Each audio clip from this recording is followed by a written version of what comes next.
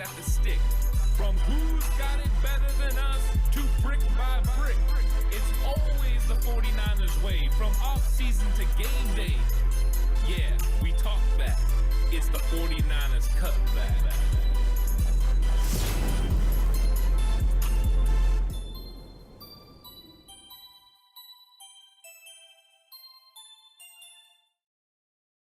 It's 49ers Cutback Podcast time. Welcome to the show.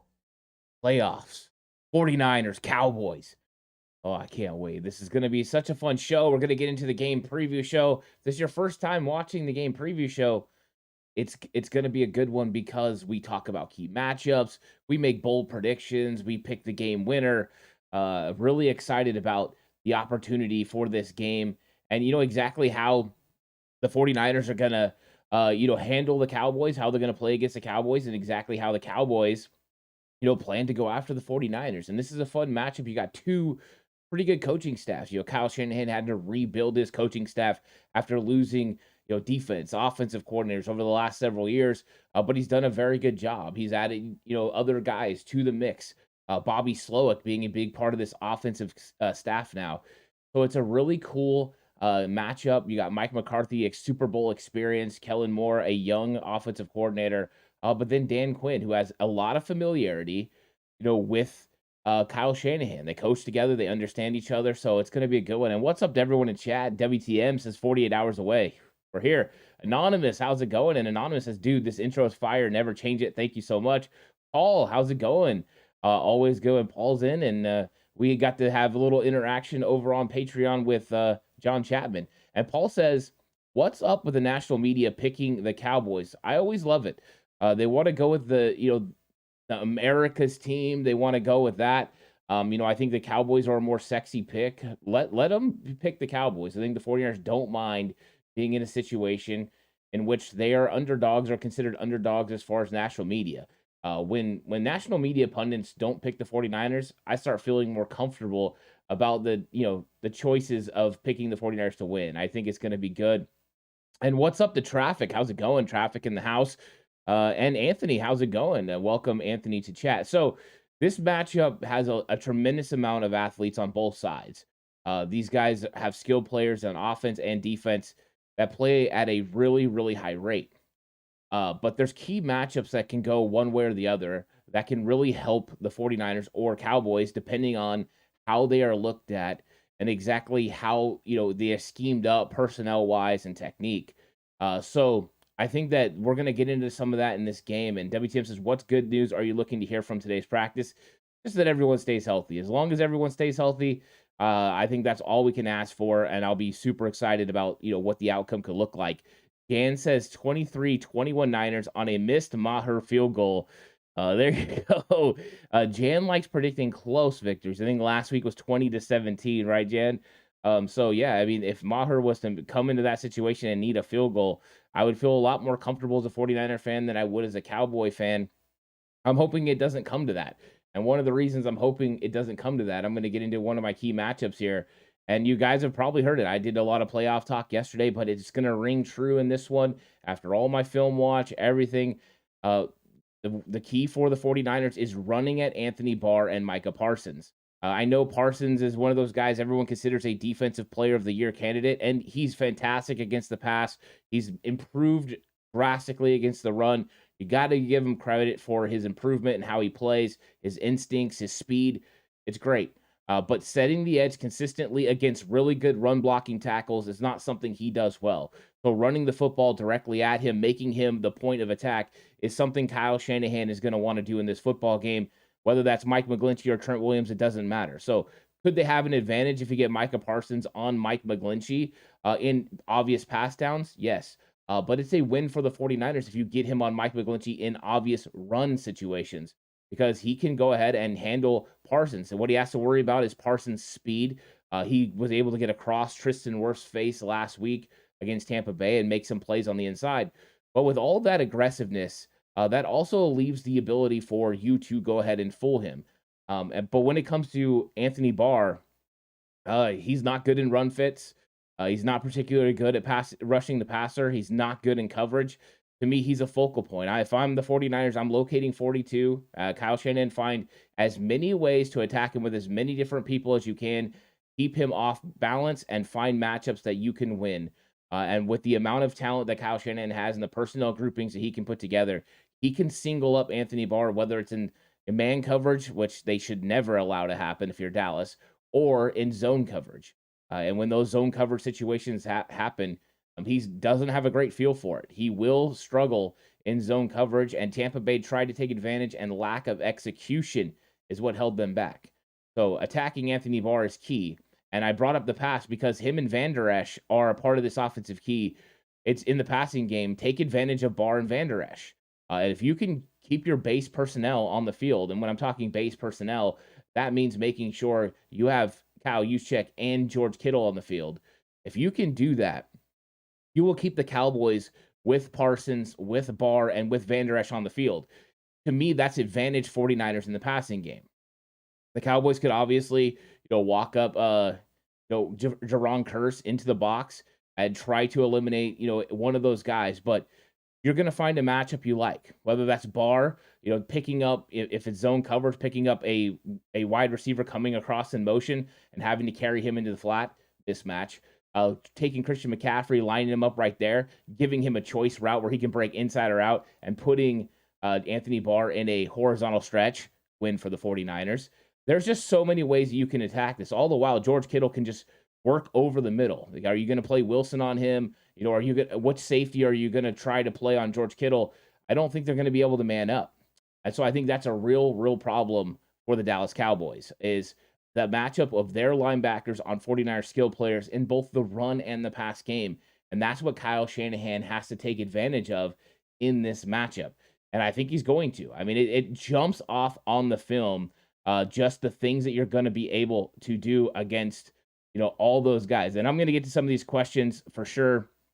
Anonymous says Dallas is getting set up for a massive letdown. People are acting like these two teams are evenly matched. They are not. It's with all things. If Dallas plays good, Dallas can win the game if the 49ers don't play up to their level. So Matt says, not going to lie, if you're not a Niners or Cowboys fan, this is the most annoying week of work. I could see that. And Tyler says, what is the narrative after the game if we win again this weekend? I think the narrative has to be that the 49ers are officially the number one team in the NFC.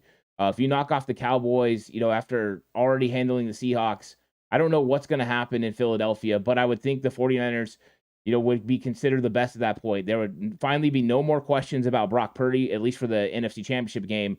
I think that they would, there's a lot of impressive things that would come from this defense as well. And there would be no more questions about if they can stop a team with a lot of weapons. So I just can't, and I just can't wait for it. And Anthony says, I can't wait for the Niners to beat the Cowboys on Sunday so I can see Stephen A. Smith laughing at Cowboy fans. He will. And Skip Bayless will be crying again. It's obvious. What's up, Mosquito Killer? How's it going? WTM says, if the Commanders front four cannot hold us under 30, it's impossible Dallas can. They're built different. I think that the Commanders are a lot better in the front four against the run. They make it more difficult for you to be able to get into the offense that you want to run, which is play action, and let that set up other things. With the Cowboys, they got good guys in the interior. DeMarcus Lawrence is still a beast. And they've got good players that can play on the inside and help stop the run. But they give up almost 130 yards per game on the ground, and San Francisco can take advantage of that. San Francisco averages over 135 yards per game on the ground, and that's not even including, what they're going to get in the extended run game, which I'm talking about the quick screens, finding Christian McCaffrey out of the backfield. There's going to be a lot of ways for them to stretch the defense horizontally and be able to get yards. I think those matchups just stand out to me. And I didn't even talk about Deron Bland. Deron Bland starting at corner, he's been a nickel all year, but now he's on the outside. And you could see that there were times he just played extremely off. And they just, for whatever reason, Tom Brady just didn't consistently just go at him over and over and over. Yeah. And Paul says Shanahan always finds a scab to pick. It's the best way to go. So when I was game planning as a coach, and I was an offensive coordinator for most of my time as a coach, I spent time, of course, as position coaches working my way up. But the first thing I would do is I'd watch the film in totality, watch the entire thing, see what they were doing schematically on defense, get an idea of what their personnel looks like, who stands out, who doesn't. And then I would find weaknesses, and you find weaknesses in personnel and you find weaknesses in scheme. And once you find those, you find out how you can capitalize using your players that do something the best, right? So in this game, for instance, I see, and if you have Patreon, scouting report videos available on Patreon, you can go check that out, where I talk in great detail about bubbles in the defense that the Cowboys run and how the 49ers can attack it. One of the first things that's been very noticeable was with the wide 9 that Micah Parsons runs, he leaves an extreme void and a bubble between him and the interior defensive tackle, where it creates a bubble you can run. Now, they're going to put a linebacker like Van Der Esch or Barr off ball in that area, so it disguises that that's a hole. It's still a hole because that linebacker's playing 3 yards off. You throw in now the fact that you've scouted, you understand Anthony Barr's not great at stopping the run as a traditional off-ball linebacker. And you know if you can get to him, you can make a play. Plus, you have a running back like Christian McCaffrey that can make someone miss. If you make the first guy miss, you can make all kinds of plays. So what is your advantages that you already have? You know McGlinchey and Trent Williams are tremendous run blockers. They're extremely athletic. You can get a push right there on Parsons. So take advantage of Parsons being on the edge with his wide 9, and then take advantage of the lack of Anthony Barr being good at what he does and the aggressive style of the rest of the players. To me, you can set up little counter actions. You can run right at those guys, inside zone, outside zone. It can all be available depending on how you block it. So to me, there's a lot of things that the 49ers can do, but those are some tremendous weaknesses in the defense of the Cowboys that if Kyle Shanahan sees it, and I know he does, he's just so good, he's going to find those holes. And I always look at the run game first, because I think once you establish a run game, everything else, will work. Everything else will work. So it's going to be, I think it's going to be a fun game. And Jan says, bring in Jimmy G to lead block for Barr on Barr for CMC. Well played, yeah, Jan. That was so funny. I love the mic'd up, but Jimmy G goes to silence like, I knocked him down, and George Kittle's like, did you guys see Jimmy G? He knocked him down. It was one of those funny moments. And what's up, Mike? How's it going? And Mike says that's the best work they do. Traffic says I had to turn off Undisputed when Skip started talking about Tony Pollard's better than CMC. Yeah, it's a ridiculous take. Is Pollard a good player? Absolutely. Does he have speed? Yes. Where he does his most work is on the edge and outside. Those are the types of plays where he's dynamic. Here's the key. As long as the 49ers can set the edge with Nick Bosa and Samson Ebukam, which they can, the 49ers linebackers, Dre Greenlaw, Fred Warner, Azeez Al-Shire, can run sideline to sideline. The speed is not a problem for them. So getting them out on the edge where they can run is going to be important. And with Javon Kinlaw and Eric Armstead inside, there's no way the Cowboys can consistently beat them in the interior without double teaming. Zach Martin's good, but Eric Armstead can hold his own against him. And on the other side, they're going with McGovern. McGovern's probably going to be playing left guard with Peters being hurt at tackle. They're going to kick Tyler Smith out. So because of that, you're going to have Kinlaw's going to be able to hold his ground. And as long as you can keep those linebackers free, they're going to be able to flow and make plays. So I think the 49ers can neutralize Tony Pollard. Is he going to get his? Just be ready for it. He's going to have a play or two where he does something big. So it's inevitable because he's a really good skilled player. But I'm not worried about him in the passing game either. We've seen the 49ers against McCaffrey, against Austin Eckler, against Alvin Kamara. They can handle running backs with this type of skill set.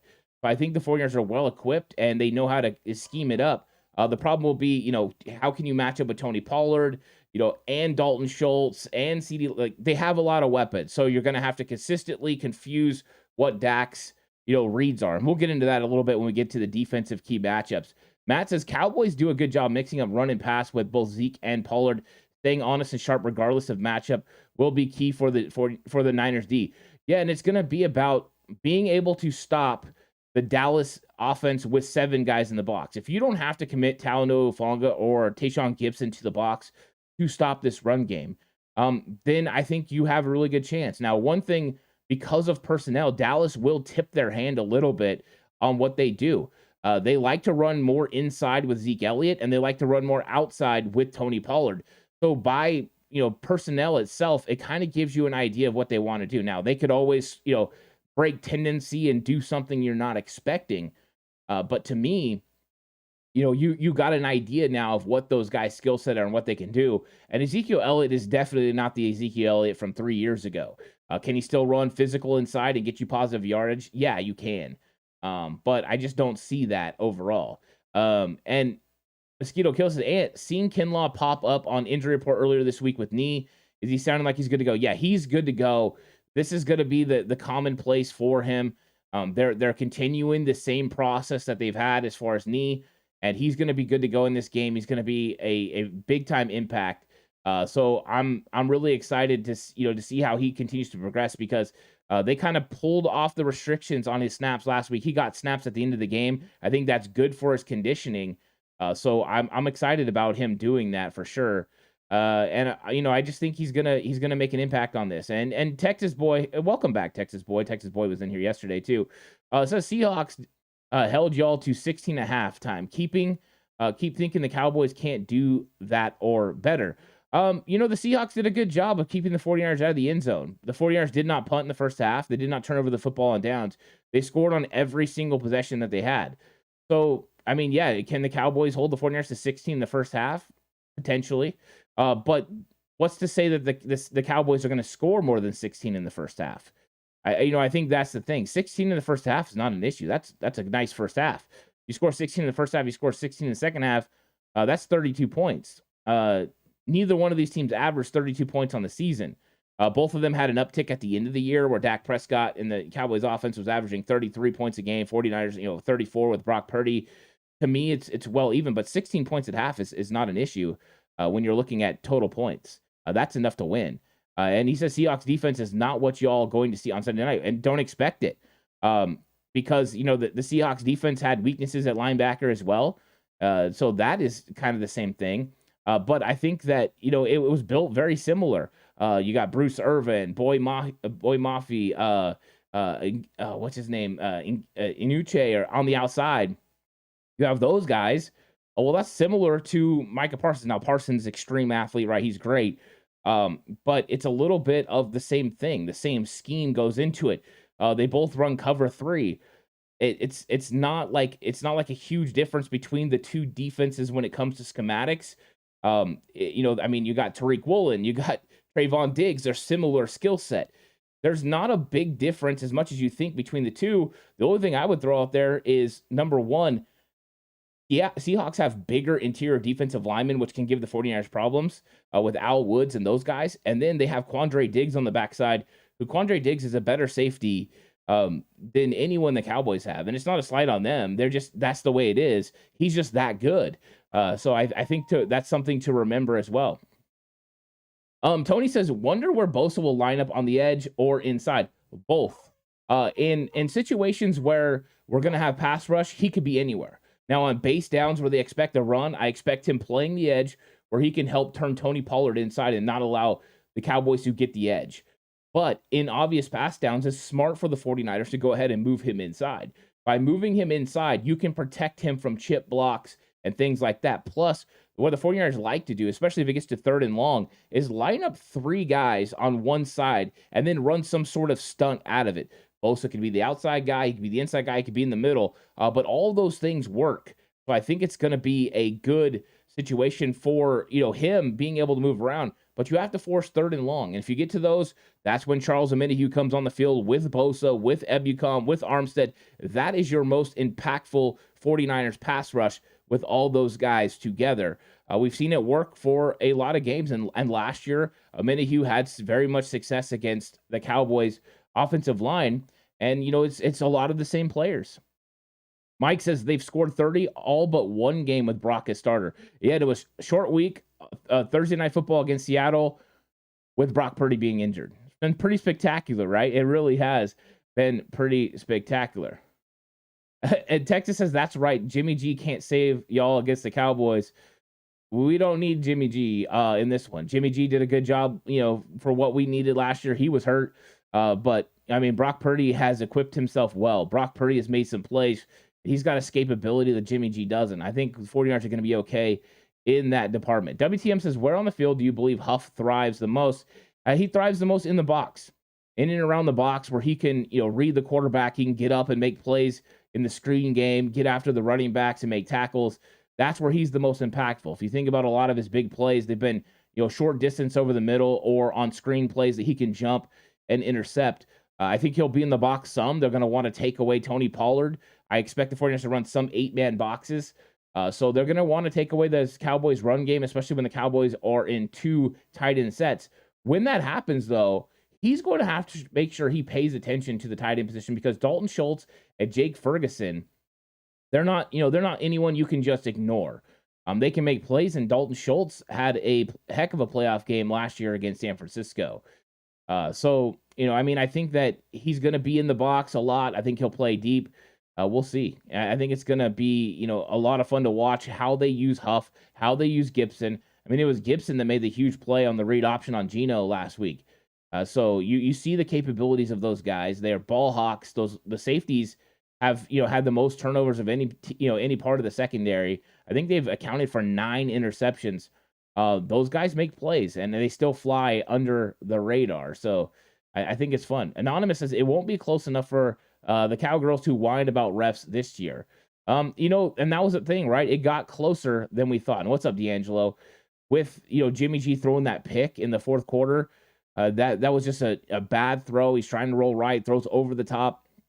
Of course, we know now that he was dealing with a shoulder sprain that he got in the game. But, I mean, it was just one of those things that if you don't turn over the football there, I don't think the Cowboys have the momentum or opportunity to even make it close. I do think the 49ers offense and defense are better this year than they were last year. So I just, to me, I'm not real worried about it. Anonymous had a chance, but we were actually losing the game the entire time. Huff and Lenore are going to have breakout game. I think Lenore he's been in the right spots. Now he's just got to make plays on the football. He really does. That's what he's got to do. He's got to make plays on the football. Now I'm going to kick it over to my defensive key matchup of the game. And of course, it starts like it is every single week. Stop the run. Make the Cowboys one-dimensional. Put it all on Dak. Part of the reason I'm saying stop the run is you want 3rd and long situations where Dak, can't just be able to scramble for 3 or 4 yards or, hit a quick comeback to CeeDee Lamb or a check down to Tony Pollard that gives you a first down. Make them have to get vertical with it and go down the field, along the way. Now, another key is going to be to show pressure. So show pressure doesn't mean you always have to bring pressure, but show pressure to make Dak Prescott think he's seeing a blitz coming. His first instinct is wherever that blitz is coming, and it's the right instinct. Wherever that blitz is coming from, there's going to be a void in the defense. Somebody's vacated, so there's an opportunity to get the ball right there.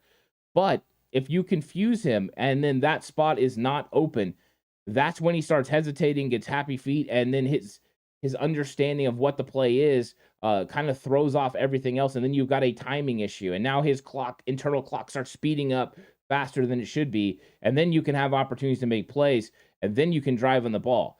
And that's what I'm saying about these defensive backs. This week, be intent on giving no space. Be all over CeeDee Lamb. Be all over Michael Gallup. Be right in Dalton Schultz' hip pocket.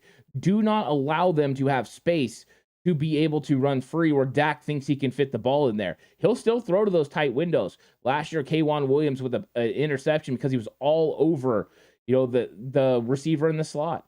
Give no space. And then when you see the receiver break off, drive on the footballs. If you drive on the footballs, Dak against the Commanders has shown he will still throw the ball, and he thinks he can fit it in there. You got opportunities. The way the Lenore did last week against the Seahawks, driving on the ball in front of Tyler Lockett and making the interceptions, those things can be available, but you got to be intent on giving no space and driving on those footballs to make plays.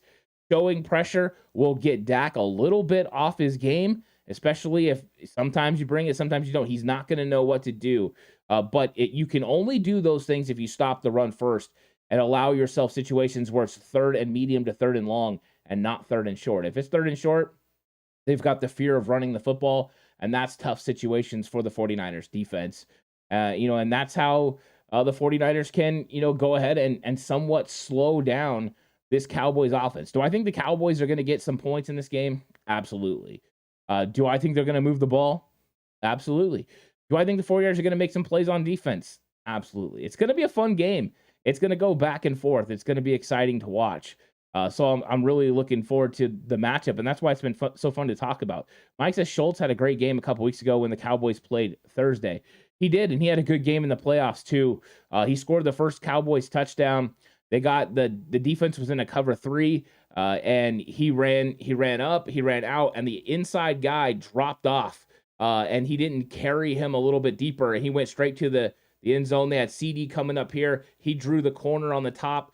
The safety had to stay in the middle of the field because they were bringing another receiver across, and it allowed Schultz to go. And as soon as Schultz broke to the outside, that linebacker thought he could just sag or sit right there and not sag deeper, but he needed to carry Schultz deeper, and it allowed a pretty wide open touchdown for Dak Prescott. It was well executed. It was a good play call, and those are the things you have to worry about. And, the 49ers don't run a ton of cover 3 anymore. They do from time to time. But that's why they run a lot of cover 4 and quarters defenses because of it, and also some cover 6. So we'll see, depending on how many receivers are to each side, what they end up doing.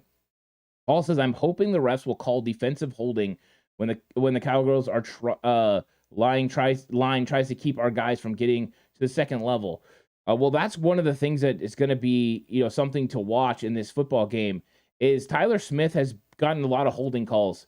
And so when Nick Bosa's lined up on him, are they going to call those? If they call those holding calls early, or he lets his hands get away from him, he doesn't keep Bosa inside his body, he doesn't stay inside that framework, then that's going to set the tone for the game. And I think it'll make it really tough. Now, if this is one of those referee crews that lets offensive holding go on both sides, you live with it. But I think that's going to be something to monitor early in this game, because I think it is going to be difficult for him against Bosa, because Bosa is your perfect mix of speed and power. He's one of those guys that can do it all. He can speed rush you, and it makes it tough. He bends the corner, so you have to worry about him getting upfield. But then there's those times it looks like he's going upfield, and then he just goes right into you, gets his hands into your chest plate, and drives you back in the quarterback. His speed to power ratio is fantastic, and also because he's a little bit shorter than a lot of the defensive edge rushers, he has leverage over these offensive tackles. If they get too high, lean in one way or the other, he takes advantage of them. He's pretty good at his craft, and he's always looking to get better. So holding calls early could change this game for sure. And what is up, SG? And I don't know if I said what's up to Donald, but I see Donald in chat too. Yeah, Texas boy says, can the 49ers stay healthy this time and finish the game?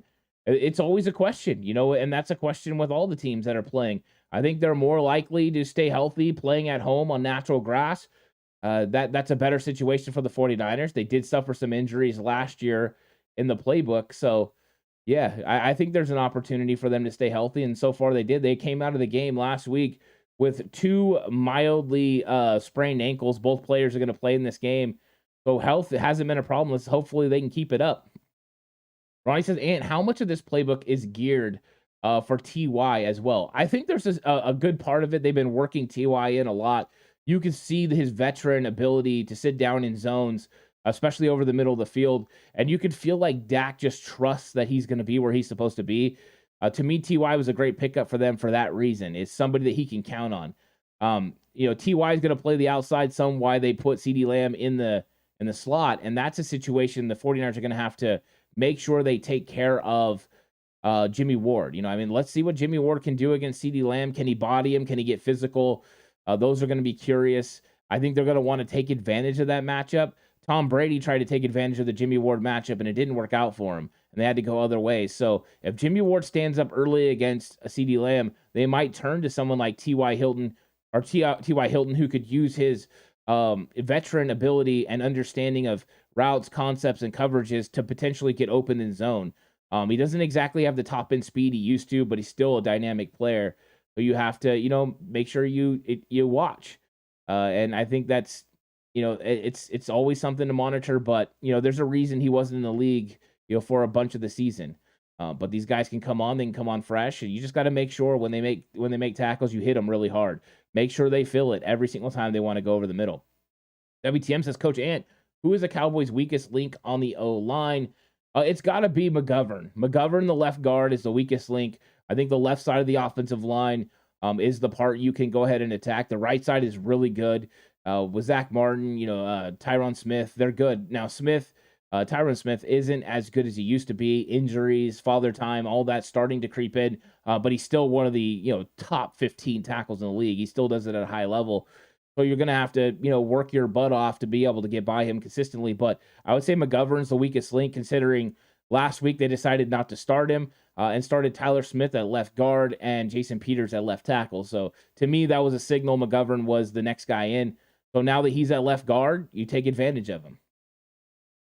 And let's see. Anonymous says, it's a legit question, though. We've been the most injured over the last 20 years, it seems. Yeah, I think they figured it out, though. You know what I mean? That they're probably one of the most healthy teams that I've seen. I for the 49ers in recent memory, they're really healthy. They have Jimmy Garoppolo, who's injured. They have Ambry Thomas, who I don't know what's going to happen with Ambry. At some point, I think we'll hear something about what his season's going to look like. I think he could be IR depending on what the ankle is. We'll see. But they're pretty much healthy besides that. A couple guys that have had limited practice this week, always monitoring, what happens with Javon Kinlaw. They're going to continue the same plan for him for the rest of the season and maybe the rest of his career. We'll see. But to me, I mean, you just can't worry about injuries. You just got to go out there and play. But this is the most healthy I've seen the 49ers going into the playoffs and being in a playoff run in a long time. And I think that's good. Juanito, what's up, Juanito? Says Kittle down the middle will be big in this game. Yeah, it's going to be, and let's see if they bring Jaron Kearse, who's been dealing with some injuries, bring him in the box and play him against George Kittle. I think they could. The problem will he be able to get the run fits that they need, to help the defense stop the 49ers run game. If the 49ers run game gets going because they have to put Kearse or Wilson in the box, to me, those are situations that the 49ers just turn to the run and take advantage of those every single time. Now, they could try to load up the box and then make, Brock Purdy beat them, but I don't know. I think that is, something to, to watch is that. And, SG says, what are your 5 keys to victory if the 49ers want to get a win over the Cowboys? Well, the first thing you got to do is establish a run game. Do you have to start throwing first to establish a run game? Potentially, but you're working to get a run game going because a run game is going to handle time of possession. It's going to get you first downs. It's going to keep the defense on the field. It's going to produce long drives. That's what you want, a balanced attack. So if you have to throw early to get the run game going, you do. That's number 1. Number 2, you stop the run. You can stop Tony Pollard and Zeke Elliott from being able to consistently get positive yards on first and second down. Then you can win on third down. That's the number 2. Number 3, produce a turnover. Win the turnover battle. Both these teams are 2 of the best at creating turnovers. Dallas not as good at protecting the football. You're going to have opportunities to make plays, and that's what you have to take advantage of. Number 4, play a clean game tackling. Make sure you make all your tackles. If you tackle, get those guys down there and don't allow their playmakers any extra room. That will really help your football team. And then number 5, play sound special teams. Do the things you need to do. Kick the ball in the end zone. Don't let Turpin get returns. Make sure you stay in your lanes on punts. Make sure you make your field goals if you're Robbie Gould. Those are the 5 keys I think they need to do to win the game. Texas Boy says Tyron Smith hasn't been getting flags for holding. What are you talking about? I didn't say Tyron Smith. It's Tyler Smith, the rookie. He's been getting holding calls, not Tyron Smith, Tyler Smith. So that's what I'm talking about. David Villa, how's it going? David Villa's in chat says, what's up, Coach Ant and Faithful? Let's kick some Cowgirls' butt. Let's go Niners. Yeah, exactly. Let's go Niners. Jan says refs didn't run the ball with seconds left on the clock. That was an interesting play call. You know what I mean? If you execute it perfectly and they get 1 second on the clock, that's great. Then they have 24 seconds left to try to throw a touchdown pass. 49ers were up 6. They needed a touchdown to win.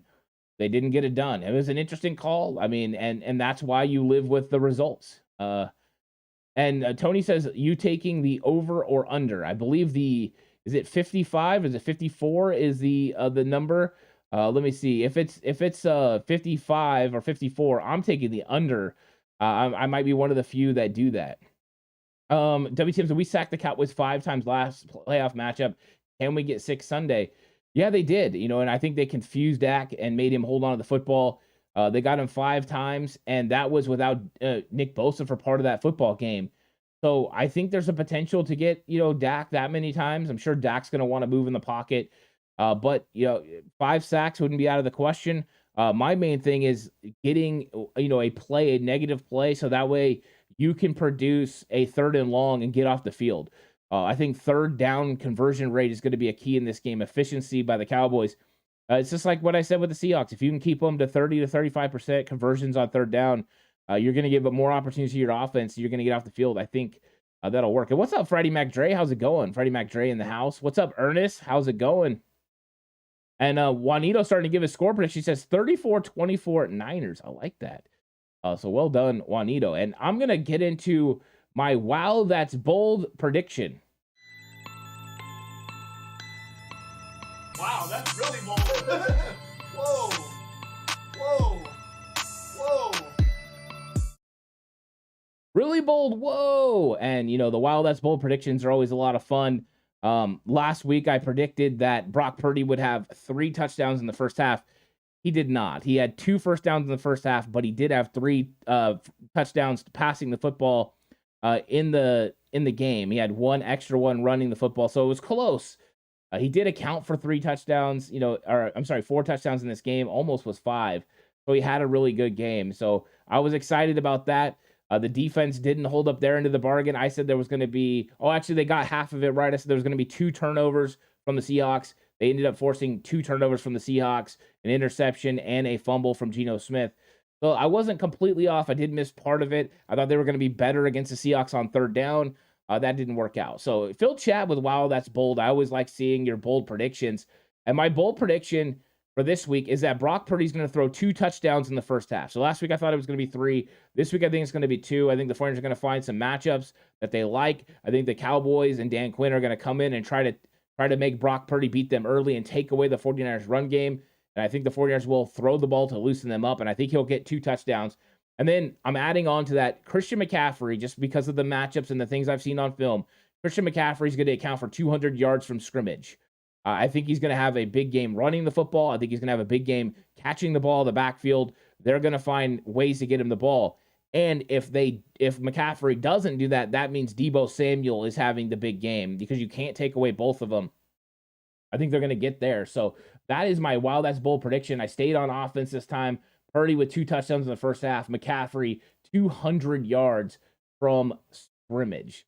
And, if it happens, you're probably going to get a big win. Ernest says, I went to the game last Saturday. At 40 years old, I've been following the Niners my whole life. And I'm telling you, that was the best experience of my life. That's awesome. Yeah, and Ernest, Big Papa Paul, he went to the game as well. He said he really enjoyed it. So that's awesome. Glad that you guys are all enjoying it. Mark Graves says FanDuel has it over under 46.5. If it's 46.5, I'm going over. That's just my own personal opinion. Jan says, wow, that's bold CMC with another hat trick. Ooh, I like it. What's up, Team Cali says, what's up, Coach Ant? Let's get the win. Niners. Yeah, I love that. Yeah, I mean, and a Christian McCaffrey hat trick would not surprise me. I mean, the dude's a beast, and he's been tough to stop. He's a matchup issue. I mean, you can't tell me the Cowboys want to see a Anthony Barr, Leighton Vander Esch situation where Christian McCaffrey is in a choice route against them. He can go break inside or outside. Not good. So I think that it's going to be tough, for those types of matchups. How the Cowboys go about it? Do you go small? Do you bring in extra defensive backs to account for Christian McCaffrey in the passing game? Does that mean you play Curse in the back, in the box, and you bring Donovan Wilson in to play safety? Do you bring Israel Mukuamu in? What exactly do they do to counteract? That's going to be interesting. I don't think they have the sum of weapons to slow down Christian McCaffrey throughout the whole game. Could there be moments where they slow him down? Yes. But I think this 49ers offense is rolling, and I think Kyle is going to be able to find matchups that he likes, just because personnel, Cowboys to 49ers, works out a lot in the 49ers' favor. The same way CeeDee Lamb on Jimmy Ward in the slot is a worry for the 49ers. Christian McCaffrey against Anthony Barr and Van Der Esch is a huge worry for the Cowboys. It's no doubt that that's a problem. Traffic says, going into this game reminds me a lot of the 2019 Packers coming for us in the NFC title game. I think the result will be around the same, 37-20. I like the score prediction. Bubba says, the country hates us because we are a dynasty and Cap took a knee. Still, we take over opponent stadiums. They do a really good job. WTM's bold prediction, 2 touchdowns for Elijah Mitchell, 2 to CMC. That running all over him then. I like that. Rob Dart says, let's effing go Niners. Bang, bang, Niner gang. New York City Niner Empire. Well, welcome, Rob D. Welcome, and really appreciate you coming through. And what's up to the NYC Niner Empire? Mark Graves says 30 touches for CMC. It could be. I mean, they had extra days off. He's healthy. You could get extra touches, and you're at the point now. It's going to be, one of those things. And Ernest says passing touchdowns or to running touchdowns. I think we're going to see it sprinkled in. I think it could be 2 and 2. It could also, be, I think it's going to be pretty even because I think he's going to want to keep a balanced offense. Kyle is, because balanced offense overall has beat the Cowboys this year. The Cowboys have struggled on natural grass, and they've struggled against teams that are balanced running the football to throwing. And it doesn't even have to be like spectacular numbers. The Eagles won one of the games. I'll look at it. I think it was like 136 yards passing and 100. Let me see where it is. The Eagles. Here it is. They threw for 132 yards and they ran for 136 yards. And they beat the Cowboys 26-17. So a balanced attack is what it's about. And you look at all the losses. Week 1 against Tampa Bay, 195 passing for Tampa Bay, 152 rushing the football. When they lost to Green Bay, 208 passing, 207 rushing. When they lost to Jacksonville, it was 503 total yards, but 311 passing, but 192 rushing.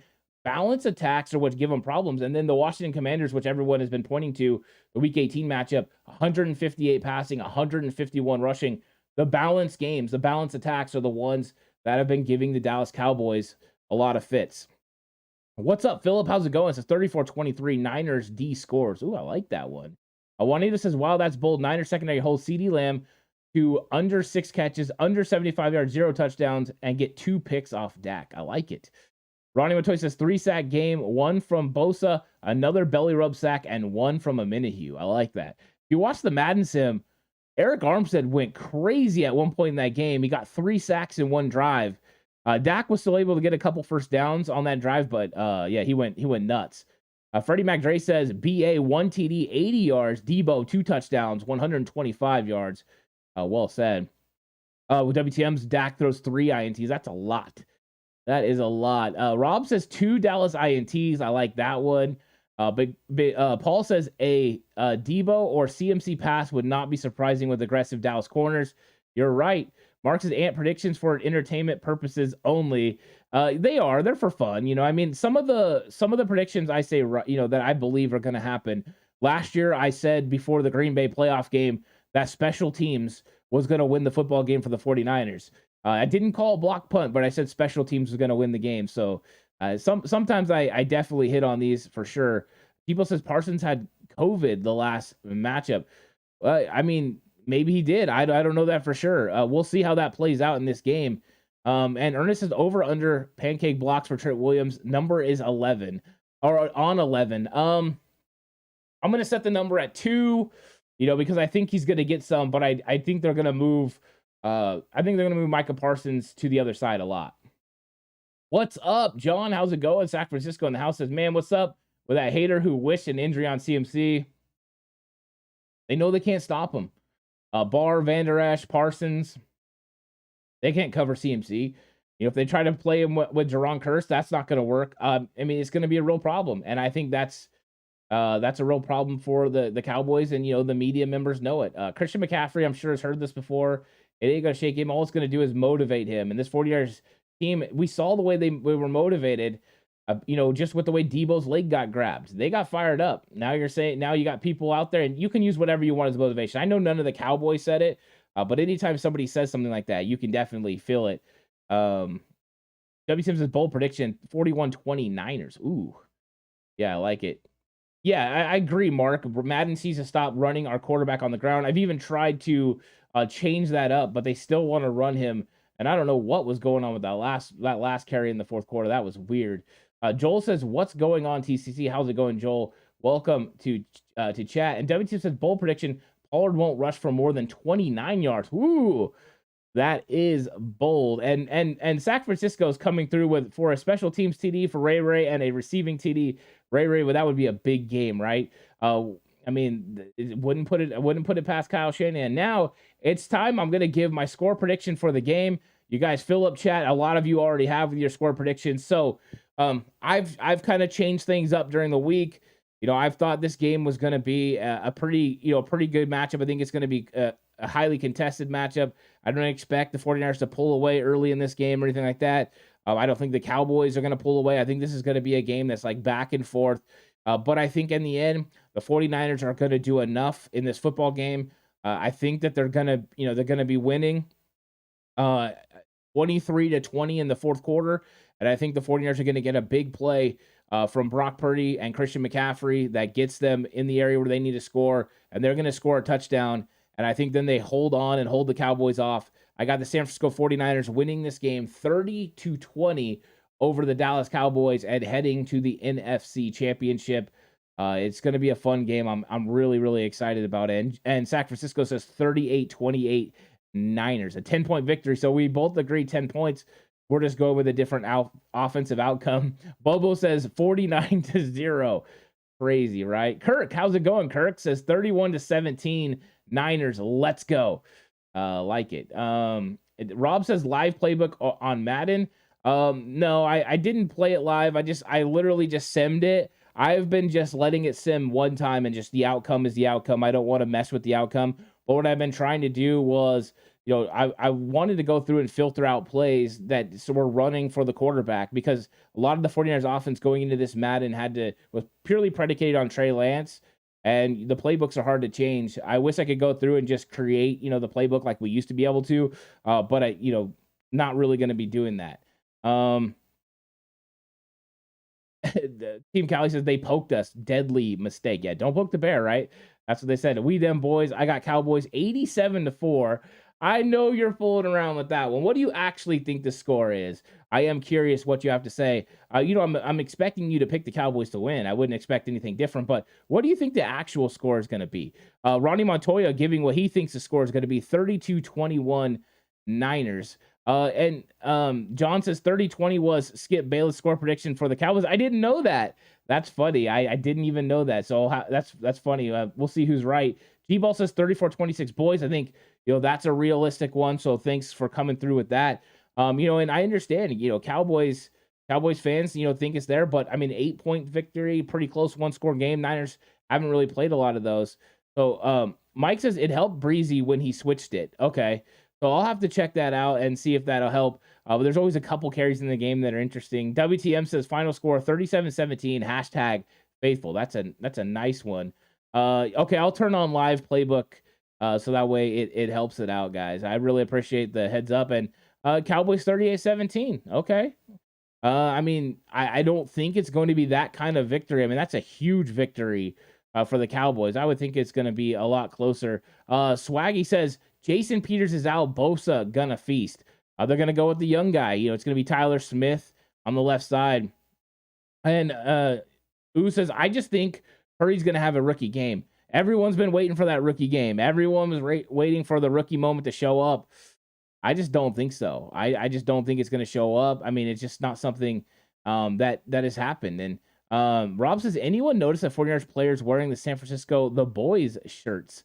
I haven't noticed that. I'm gonna have to check that out. Bobo with the super chat says 49ers 34, Cowboys 27 will win the Super Bowl. I like that. Bobo didn't just give a score prediction for this game, takes it to the next level and say, hey, 49ers are winning the Super Bowl. And Bobo, since you said the 49ers are winning the Super Bowl, who are they playing in the NFC Championship game? Is it at Levi's against the New York Football Giants? Is it in Philly against the Philadelphia Eagles? I'm really curious, what you think, since you have them going to the Super Bowl and winning, which wouldn't surprise me at all. The way the 49ers have played this season, it's definitely within the realm of possibility. So let me know about that in chat. And a lot of cool, score predictions have come through.